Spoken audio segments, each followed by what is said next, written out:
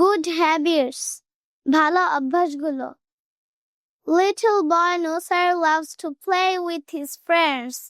ছোট্ট বালক নুসাইর তার বন্ধুদের সাথে খেলতে ভালোবাসে। He enjoys playing in the field. সে মাঠে খেলা উপভোগ করে। Sometimes মাঝে মাঝে he comes back home with dirty clothes and shoes. মাঝে মাঝে সে বাসায় ফিরে ময়লা জামা এবং জুতা সহ।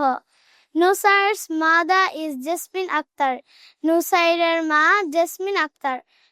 One day she notices some dirt under Nusar's fingernails. একদিন সে লক্ষ্য করে কিছু ময়লা নুসাইরের হাতের নখের নিচে।